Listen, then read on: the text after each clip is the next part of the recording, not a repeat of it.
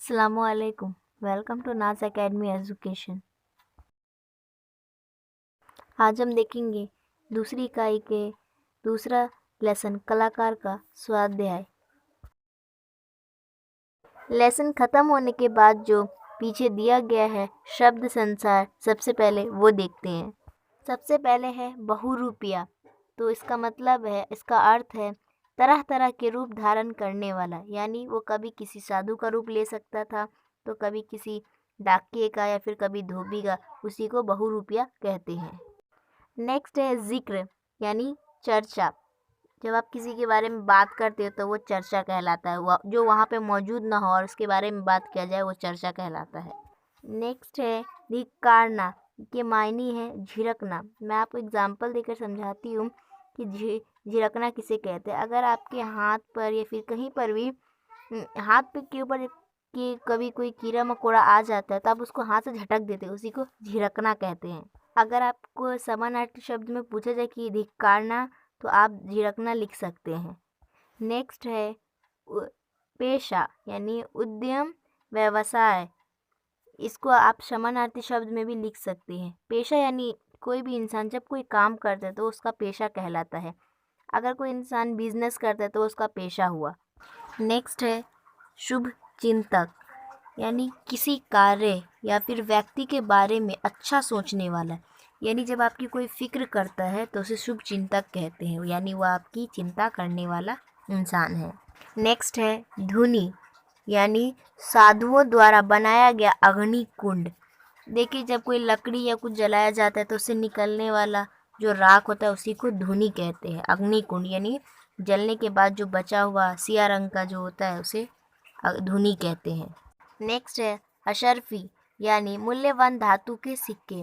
यानी जो सोने के सिक्के होते हैं वो बहुत ही मूल्यवान होते हैं, या फिर किसी और धातु के जो सिक्के होते हैं उसे अशर्फी कहते हैं, यानी बहुत ही कीमती हो। नेक्स्ट है खोट, यानी दोष बुराई। खोट जो बुराई होती है, हम किसी को बोलते हैं तुम्हारी नीयत में ना खोट है, यानी उसकी नीयत में बुराई है। और आप लोग अब हमारे मन को ना हमेशा साफ रखना चाहिए, कभी भी जलन हवस ये सब नहीं रखना चाहिए। नेक्स्ट इसमें लिखा हुआ है कहावत, यानी डेरा लगाना। मतलब है यानी निवास के लिए जम जाना। ठीक है, आपको पता है कहावत और मुहावरे में ना बहुत फ़र्क होता है। मैं इस पर एक वीडियो बना दूंगी। ठीक है, यहाँ पर हमारा शब्द संसार खत्म होता है और स्वाध्याय शुरू होगा। तो शुरू करते हैं स्वाध्याय। सबसे पहले दिया गया है सूचना के अनुसार कृतियाँ कीजिए। उसका पहला है संजाल पूर्ण कीजिए, यानी जो बॉक्स के आजू बाजू जो खाली जगह है उसको बोला गया है पूरा करने के लिए। तो बॉक्स में दिया गया है साधु के रूप में बहुरूपिया ऐसा था, यानी जो साधु के रूप में बहुरूपिया कैसा था वो पूछ रहा है। तो उसका आंसर है सिर पर जटाएं, कमर में लंगोटी, माथे में त्रिपुंड, नंगे शरीर पर भस्म। नेक्स्ट है परिणाम लिखिए। परिणाम लिखिए का पहला है बीमार सेठानी पर धुनी की चुटकी भर राख का। तो इसका उत्तर है धीरे धीरे सेठानी की तबीयत ठीक हो रही थी, ये उसका उत्तर है। दूसरा है बहुरूपिये की वास्तविकता जानने के उपरांत सेठ जी की स्थिति। इसका उत्तर है बहुरूपिये की बात पर सेठ जी को विश्वास नहीं हुआ और सेठ जी आश्चर्यचकित रह गए। तीसरा है निम्नलिखित विधान सही करके लिखिए, यानी जो वाक्य दिया गया है उसमें जो गलत है उसको सही करके लिखना है। तो पहला है, तो ये वाक्य ना एकदम ध्यान से पढ़िएगा। देखिए, बहुरूपिये हु बहू उसी तरह का व्यवहार करके पराये लोगों को भरम में नहीं डालते थे।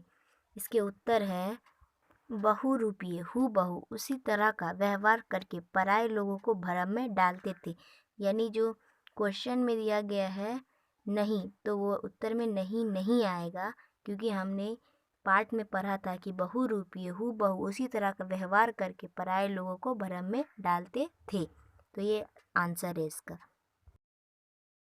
नेक्स्ट है दूसरा एक बार सेठ जी बीमार हो गए। तो ये इसका उत्तर है, एक बार सेठानी जी बीमार हो गए।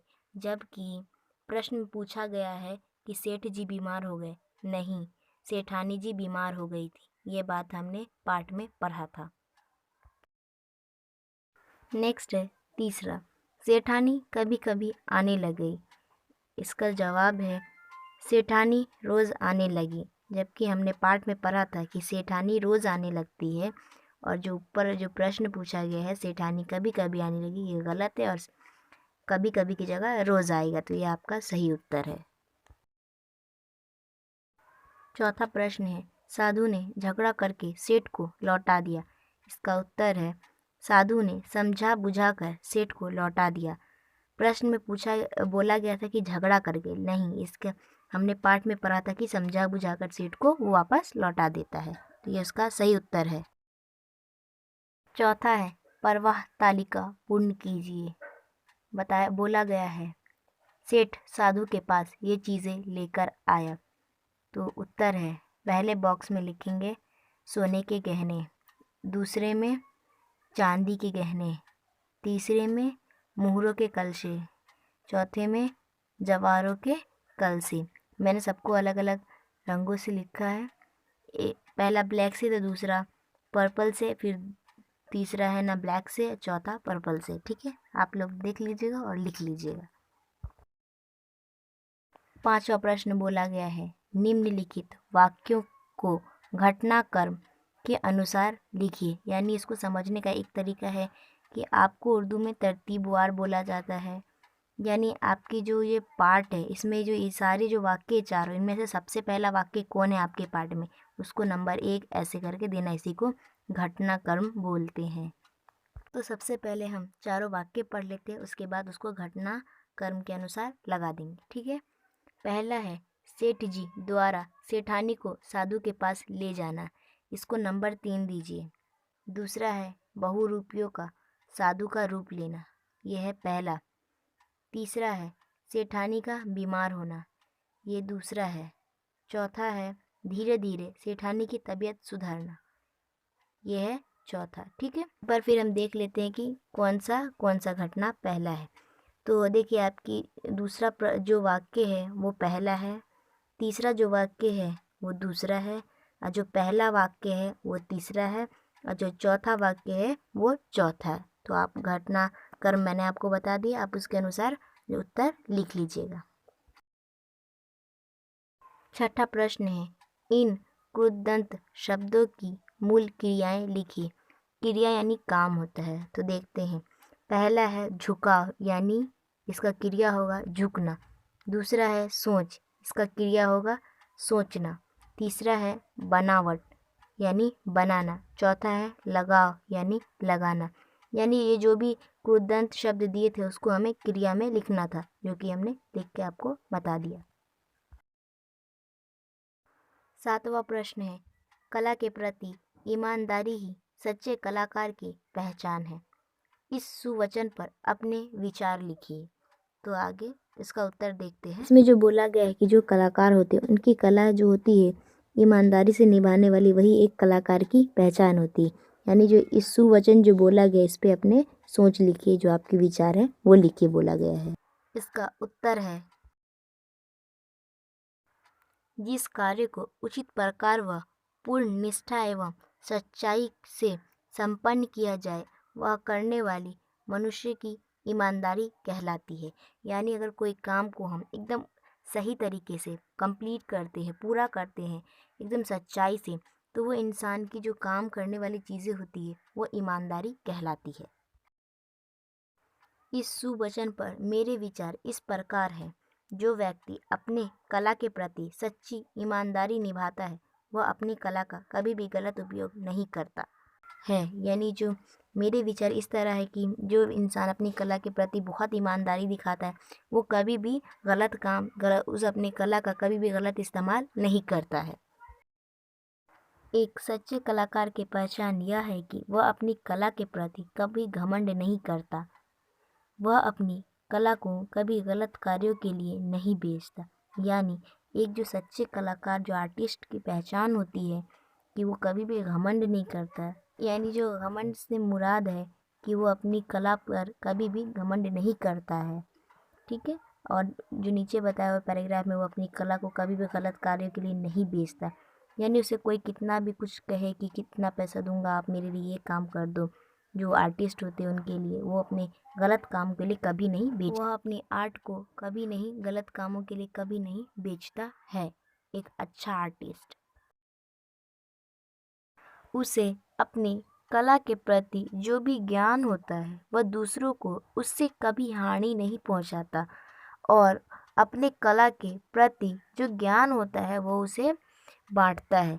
यानी एक सच्चे कलाकार की पहचान ये भी होती है कि उसके पास जो आर्ट रहते हैं उससे वो कभी भी किसी को नुकसान नहीं पहुंचाता है, और जो उसके पास जो आर्ट कला रहती है उसको वो दूसरों में बांटता है या फिर बांटने की कोशिश करता है। ये एक अच्छे सच्चे कलाकार की पहचान होती है। यहाँ पर हमारा 7वें प्रश्न का उत्तर खत्म होता है। हमारा अगला प्रश्न है अभिव्यक्ति से। प्रश्न है, सहयोग से कठिन कार्य की पूर्ति होती है, विषय पर अपने विचार शब्दांकित कीजिए। यानी जो सहयोग यानी जो साथ होता है उससे कठिन यानी मुश्किल से मुश्किल काम भी एक आसान हो जाता है और कंप्लीट हो जाता है। उत्तर है, सहयोग का अर्थ है दो या अधिक व्यक्तियों या संस्थाओं का मिलकर काम करना। ये जो साथ या सहयोग की मायने है यानी दो या अधिक व्यक्ति यानी उससे ज़्यादा इंसान या फिर एकजुट यानी एक जमा होकर जो लोगों की जो संस्थाएं होती उसका मिलकर काम करना सहयोग कहलाता है। मानव जीवन में अपनों का सहयोग होना बहुत ज़रूरी है। हम सहयोग से ही अपने जीवन के सभी समस्याओं का सामना कर सकते हैं। सहयोग का अर्थ ये भी है कि अपने और आसपास के लोगों का साथ सहयोग कहलाता है। मानव जीवन यानी जो इंसान की ज़िंदगी है उसमें अपनों का साथ होना बहुत ज़रूरी होता है, और अपने आसपास के लोगों का भी साथ होना बहुत ज़रूरी होता है मानव जीवन में। तभी हम किसी समस्याओं का सामना कर सकते हैं और उसका हल निकाल सकते हैं। अगर सहयोग हो तो कठिन से कठिन समस्याओं का हल निकाला जा सकता है। जैसे हम कहते हैं कि एकता में बल होता है, बिल्कुल उसी प्रकार सहयोग होता है। यानी अगर हमें अपनों का साथ हो यानी सहयोग हो तो कठिन से कठिन यानी मुश्किल से मुश्किल जो समस्याएं प्रॉब्लम है उसका हल निकाला जा सकता है। जैसे कि हम लोग कहते हैं कि एकता में ना बल होता है, यानी एकता में जो शक्ति होती, बिल्कुल उसी प्रकार अगर सहयोग हो ना तो वो भी एक तरह से एकता, वो भी एक बल या शक्ति बन जाती है और मुश्किल से मुश्किल काम आसान हो जाता है। किसी मनुष्य के पास धन दौलत हो लेकिन किसी का सहयोग ना हो तो वो कभी जीवन में सफल नहीं होगा। सहयोग से मनुष्य का आत्मविश्वास और आत्मबल मजबूत होता है।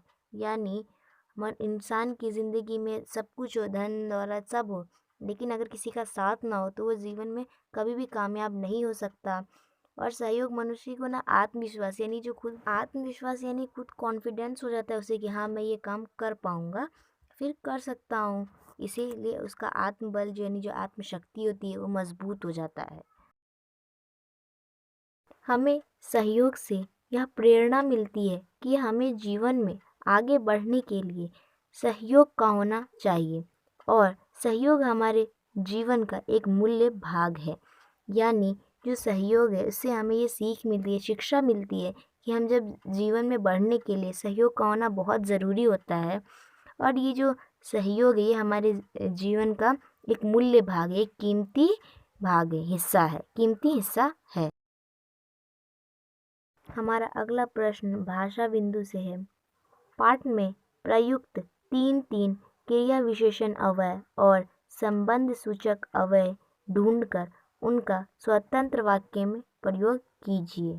यानी जो बोल रहे हैं कि जो पाठ है, सबक है, उसमें से तीन तीन क्रिया विशेषण अव्यय ढूंढिए और संबंध सूचक अव्यय ढूंढकर उनका स्वतंत्र यानी आज़ाद सेंटेंस वाक्य में प्रयोग करने के लिए कहा गया है। मैंने ना इस पे क्रिया विशेषण पे जो अव्यय की जो भेद है ना उस पे वीडियो बनाया, मैं उसकी ना लिंक डिस्क्रिप्शन बॉक्स में दे दूँगी। ठीक है, जब तक अब इसको देखते हैं। तो सबसे पहले हम क्रिया विशेषण अवयव देखते हैं। पाठ में दिया गया है यहाँ, इसमें से हमने ढूंढा है 3। तो इसका पहला वाक्य है, सेठ जी आप यहाँ क्यों आए। दूसरा है, रोज, सेठानी रोज आने लगी। तीसरा है, आगे, सेठ आगे बढ़ा। दूसरा है हमारा संबंध सूचक अवयव यानी संबंध बोधक अवयव। तो पहला है, के भीतर, साधु कुट्टी के भीतर चला गया। दूसरा है, की तरफ, साधु की तरफ जानवरों का झुंड आ रहा था। तीसरा है, के नीचे, सेठानी की डोली पेड़ के नीचे रखा था। ये तीनों भी जो शब्द है वो पाठ में आए हुए हैं, हम उनसे संबंध बोधक अवयव बनाएं।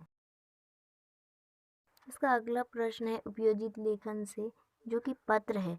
तो मैं उसको एक नए वीडियो में अच्छे से समझा दूंगी, ठीक है। अगर आपको वीडियो अच्छा लगा तो प्लीज़ लाइक कीजिए, अगर कोई डाउट हो तो कमेंट कीजिए और चैनल को सब्सक्राइब कीजिए और ज़्यादा से ज़्यादा शेयर कीजिए उर्दू मीडियम के बच्चों में। Thank you for watching my video.